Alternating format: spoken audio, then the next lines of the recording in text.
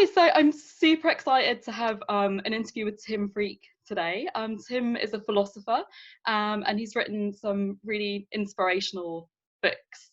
And I'm running a project called Journey into Parenting, which is all about preparation for becoming a parent. And I wanted to kind of explore that subject on a slightly deeper level today.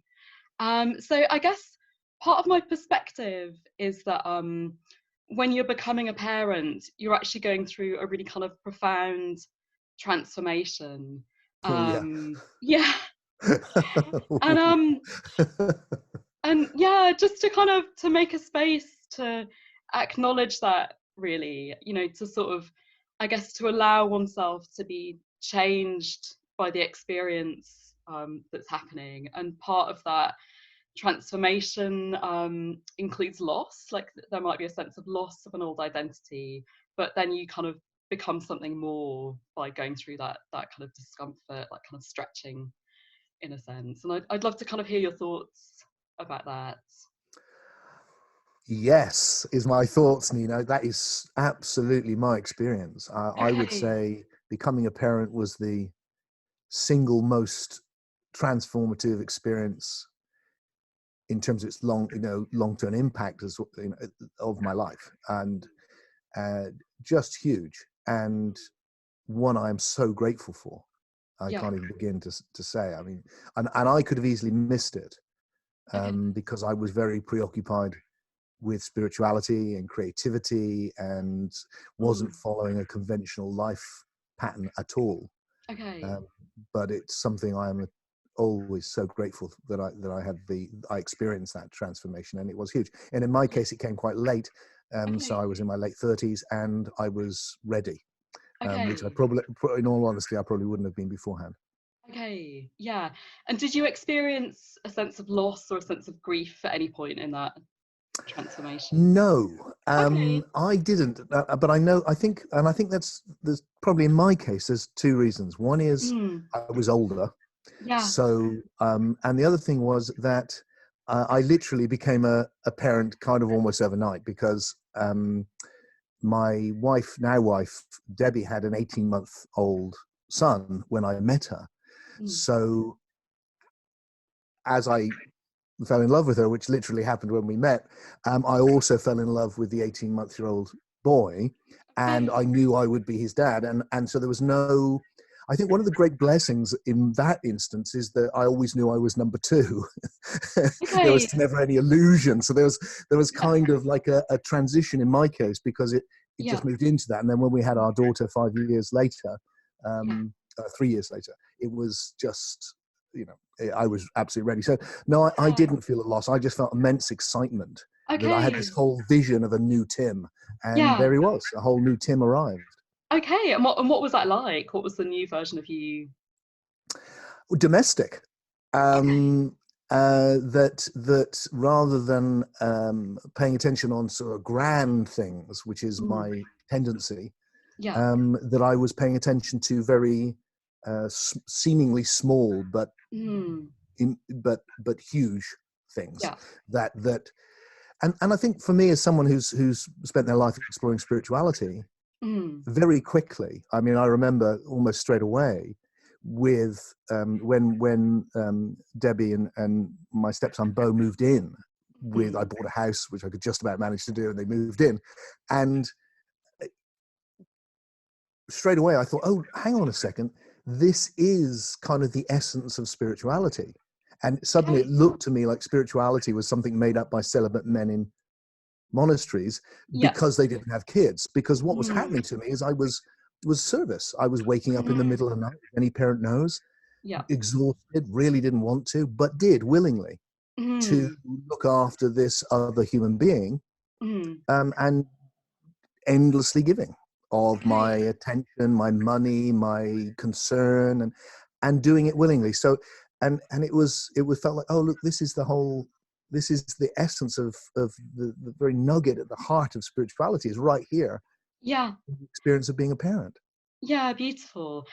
I think, like, I have somewhat kind of grand ideas in doing this project, in the sense that I feel like what you just said is linked to a solution for the kind of the global problems that we're facing, that in a sense there's a kind of up and out that's going on. Like people are kind of, you know, we're searching for success, or we're searching for something external to make ourselves feel better, but actually somehow kind of spiraling back into ourselves and our children, and becoming kind of deeply comfortable with ourselves, that maybe that's part of the solution, that's kind of part of where we need to get to as a species. Yes, I mean, I don't know if this is controversial or not, but I'm too old now. I'm Go just for going to say it. it. I mean, I've witnessed massive, obviously, transformation in my lifetime in the way that society is set up, Okay. and perhaps the biggest change has been around women. Yeah. And you know, I've was happening obviously before I was around, but I've witnessed this huge transformation that can lead to us being here, and you know, and it just being taken for granted. And how wonderful is that? And we're still in that process for sure. Yeah. But one of the things which I noticed at the time was that often there was an emphasis going on about making us be able to opening opportunities for women to move into what were traditionally male areas. And that has started, well, it's gone a long way, probably much further to go, but it has gone a massive distance. Yeah. But at the same time, there's always seemed a danger to me that we were devaluing something which was traditionally in the feminine domain, Yeah. which was domestic, which was children, as if that wasn't enough. Yeah. And I always remember my mother ran a business. She was and with my father, and a lot of my younger girlfriends at the time would look up to that, was think, oh, that was wonderful, she was running a business. But it was always interesting to me that she always said to them, oh no, I'd much prefer to be at home with my son. Okay. Yeah. That's what I wanted. I wanted to be at home, but I had to do this business to keep us Okay. surviving. Yeah. And suddenly it feels like, oh, will the next phase be a Yeah. return to valuing those traditionally feminine Yeah. qualities which are Yeah. exemplified in child rearing par excellence? Yeah, well, that's what I experience as the newest wave of feminism, Yeah, actually, and I yeah, feel a really similar way, because I'm a circus performer, and often people are kind of very impressed by that, but actually, you know, I feel like I work much harder and I'm much more creative when I'm being a parent. It's just that, you know, we don't acknowledge that so much in our culture, and yeah, I definitely feel that frustration of just, you know, not necessarily even having the language to talk about what it is that I'm doing, when I'm just being present with my son. yeah. And it you know, you cannot underestimate how important that is. And Yeah. there's a there, I mean, again, I'm coming at this, I can't help myself, but I come at it both as a dad but also as a spiritual philosopher, because that's what Yeah. I am, those two things. And I Right. remember one of the things very early on, again with my stepson, which is when I came straight into it, was he was just beginning to learn to speak, Mm. and we would hang out together. And it just felt like, wow, this is a perfect pattern in life.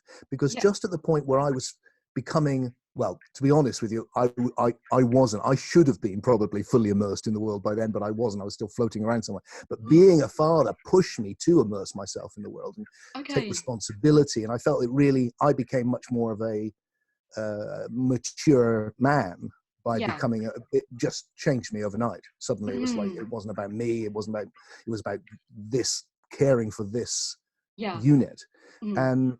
and and so I was coming in, and at the same time here was this other being in my life Mm. who I was raised with, and so we were, it's like a perfect interchange. I would bring him into language Yeah. by giving names for everything, and then when he got bored with that, he would bring me into splashing in the puddles. Okay. Yeah.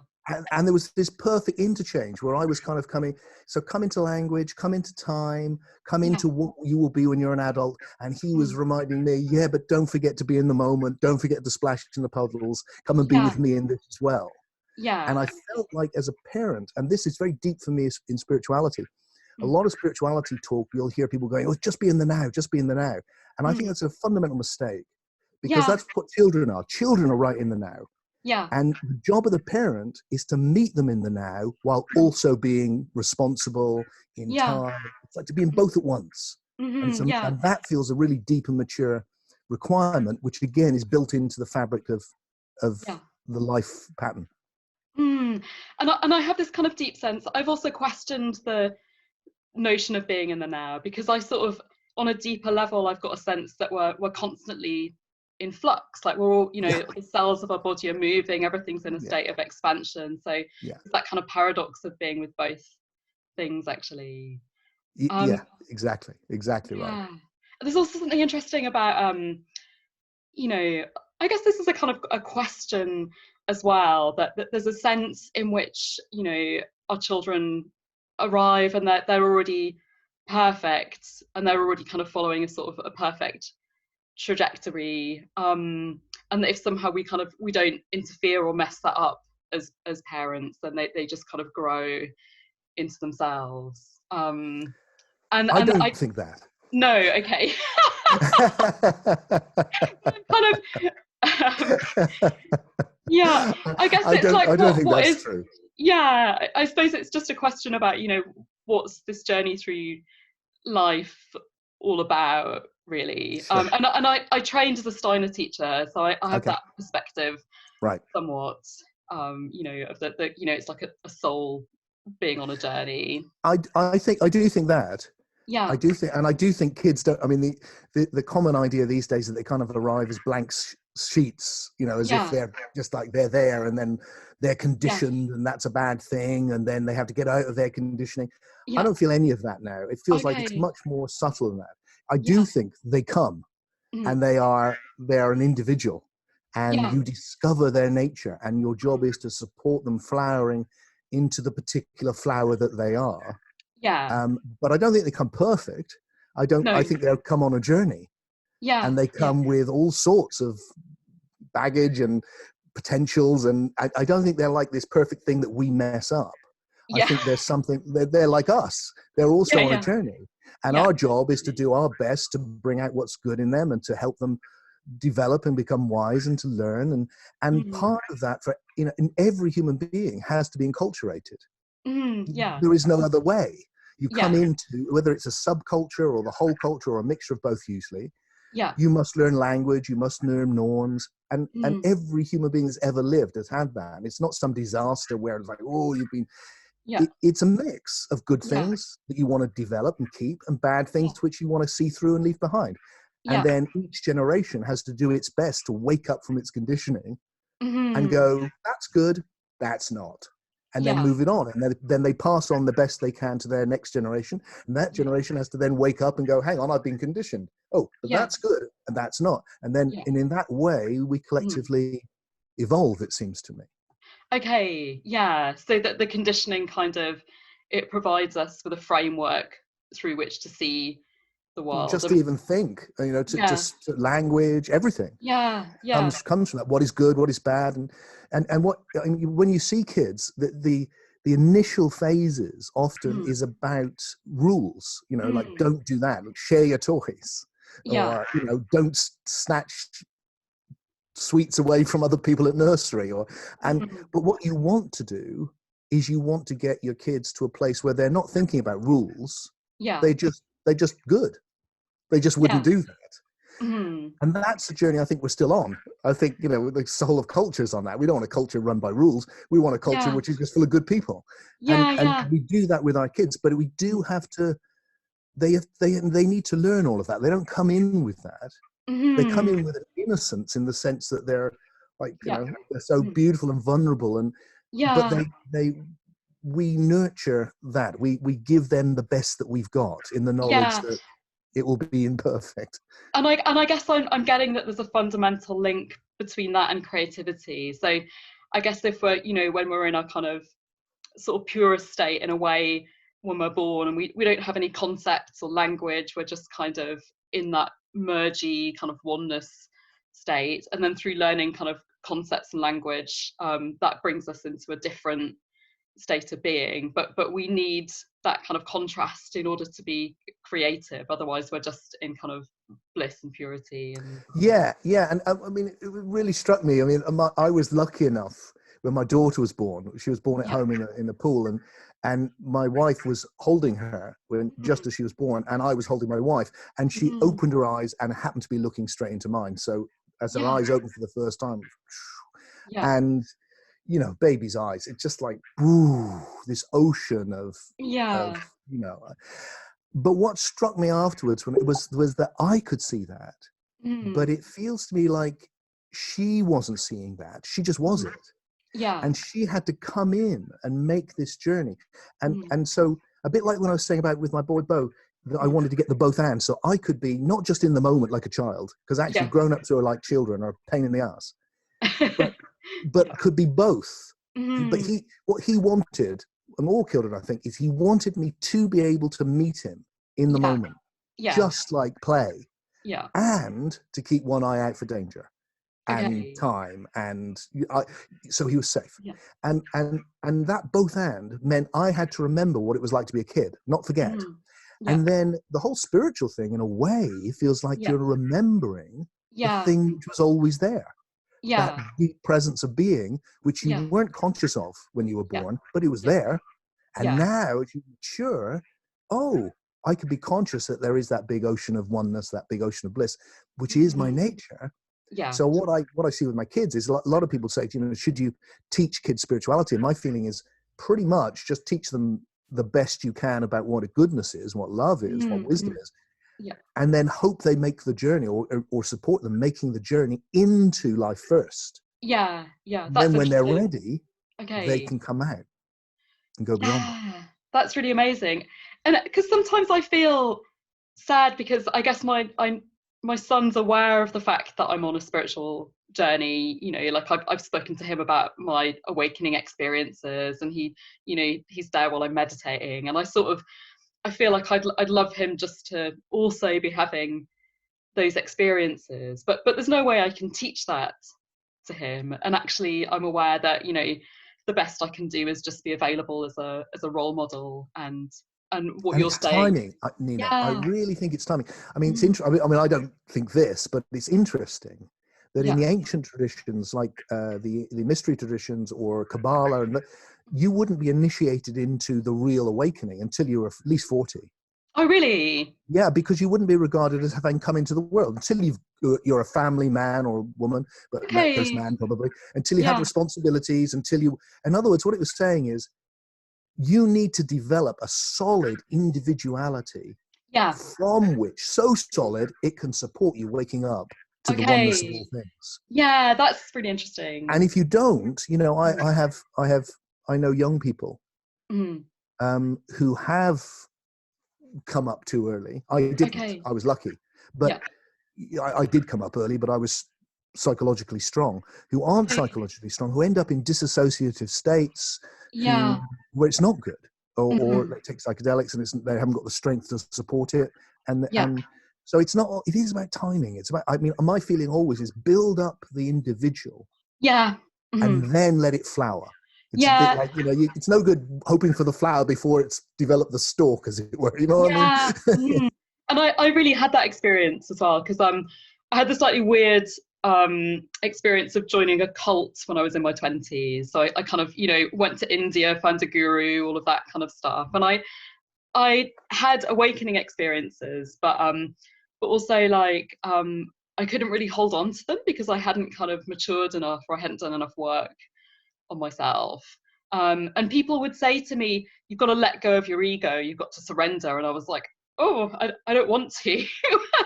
And what I've found is that the more I've kind of become myself, like the stronger my individuality becomes, the ego just kind of lets go of itself, actually. So you don't need to kind of Perfect. force that process. Yeah, me too. I was a Okay. member of a cult in my late teens, Okay. I'm and glad it then wasn't just me. and in my early 20s.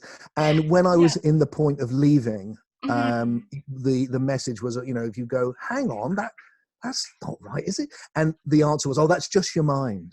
You Yeah. don't listen to that. That's your mind.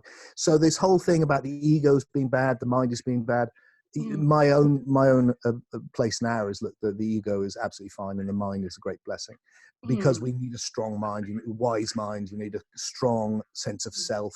Yeah. But that, as you're experiencing, if you Yeah. have if you're just stuck in yourself, then you'll become egotistical and it's horrible.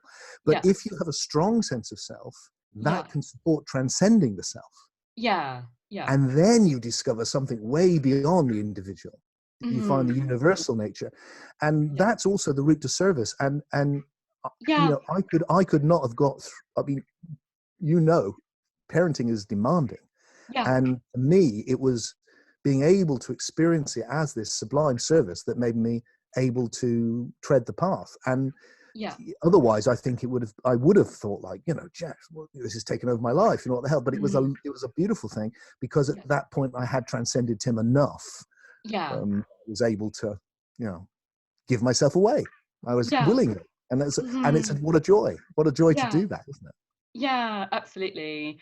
And I don't know, I was just thinking this morning about the fact that it feels like we're in very uncertain times at the moment. And I Yeah, think for me, when there's that level of uncertainty going on, I kind of, I really just want to come back to a sense of meaning, like yeah, what is it that really yeah, gives us a sense of yeah. meaning in life?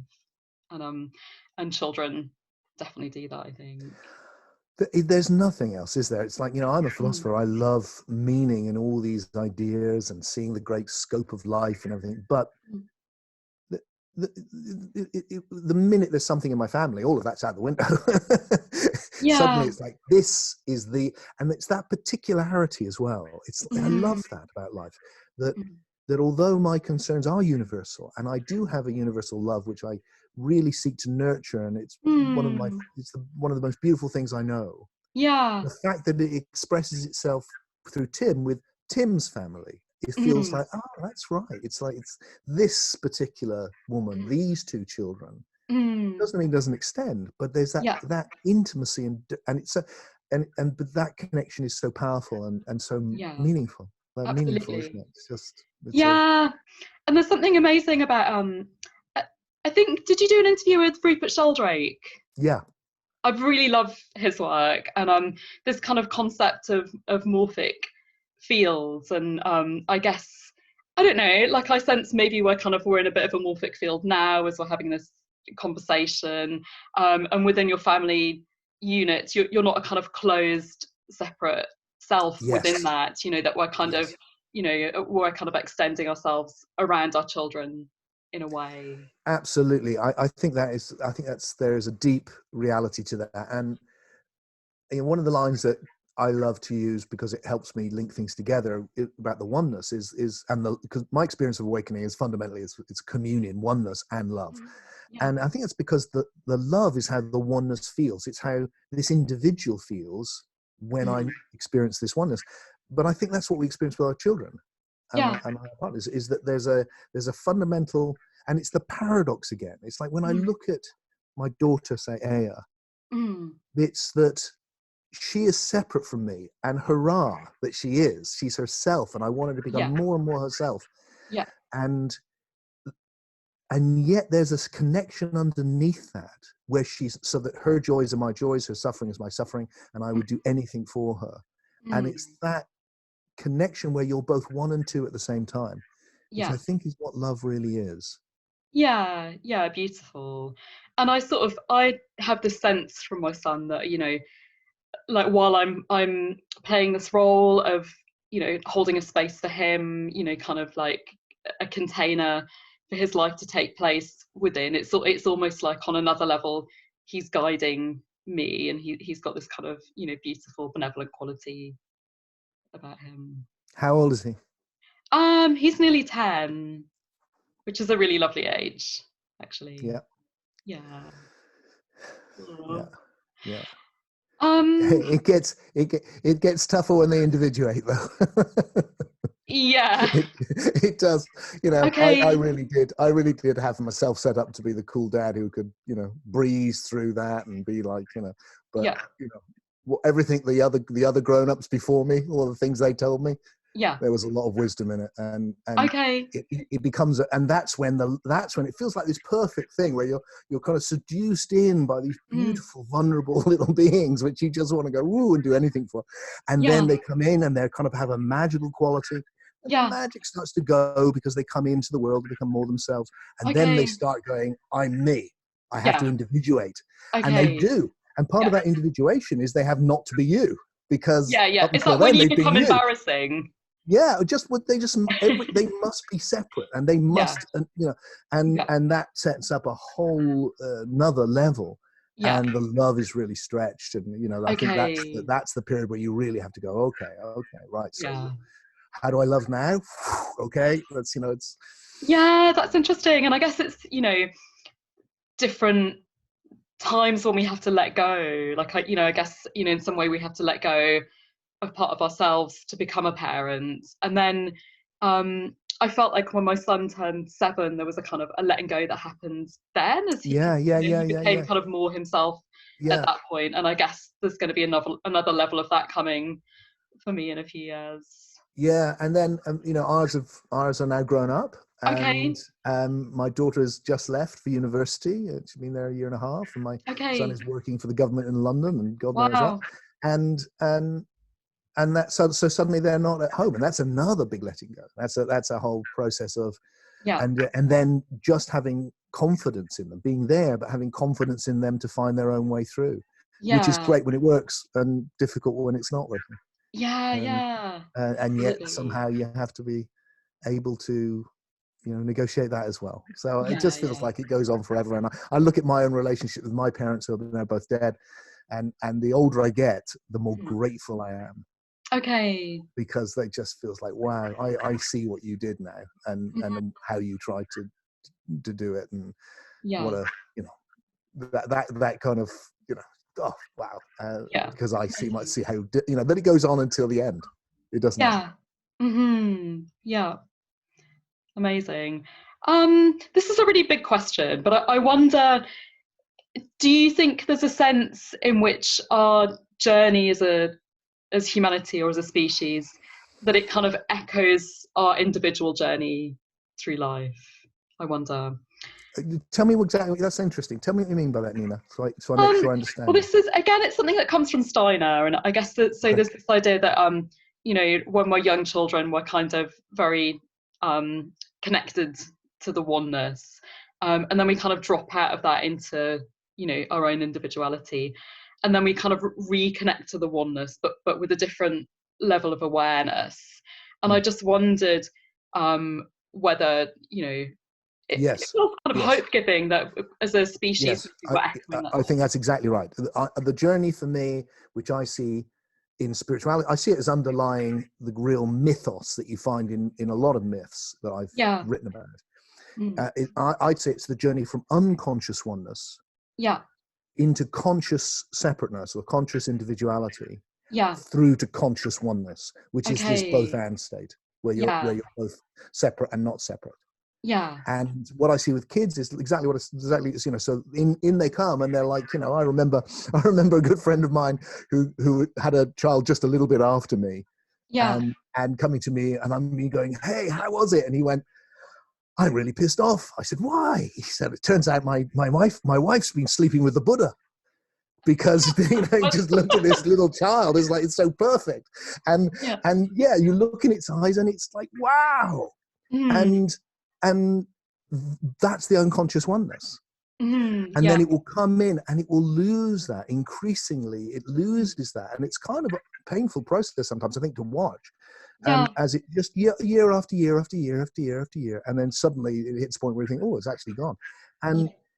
But what's happening is they're becoming more and more individual and conscious. Mm. And that's exactly, I think, what's happening to us collectively as well, that we're Yeah. emerging from an identity which is mainly collective Yeah.